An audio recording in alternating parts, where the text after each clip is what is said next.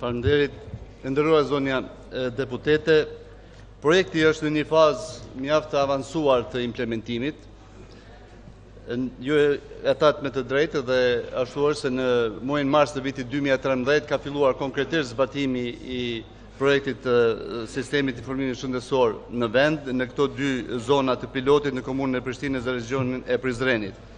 që përfshin dikun afër 40% të institucioneve shëndetësore relevante, që janë planifikuar mu përfshi. Hardveri, pra pjesa kompjuterike e këtij sistemi është shpërnda në të gjitha institucionet të cilat janë parapa me projekt, është duke u operacionalizu qendra operative e rrjetit, e cila është vendosur në qendrën telemikësisë, në qendrën klinike universitare të Kosovës, pra është në fazën përfundimtare, në bazë të marrëveshjeve ndërministrore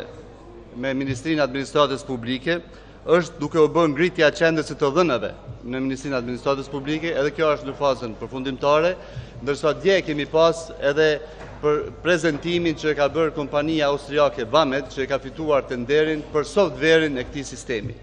Një softver i shkëlqyshëm, i cili definitivisht pas implementimit të plot në gjithë hapësirën e vendit, gjitha institucionet shëndetësore, do të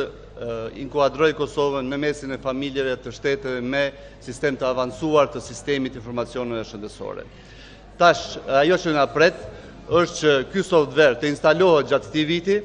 të fillon të jetë operativ në këtë pjesën prej 40% të institucioneve që janë kryesore, po folin për institucionet kryesore shëndetësore të vendit, përfshi qendrën telemikësisë, spitalet e përgjithshme dhe gjitha institucionet në nivelin parësor, dyqësor dhe tretësor në komunën e Prishtinës dhe në Prizren, që u tha.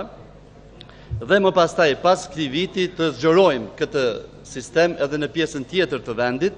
nëpërmjet të donacionit i cili vazhdon të vjen për shkak të realizimit suksesshëm të këtij projekti nga qeveria e Luksemburgut, do të kemi edhe donacionin në vlerë prej 6 milion euro për periudhën e ardhshme kohore. Pra, krahas mjeteve buxhetore që kemi nda edhe na,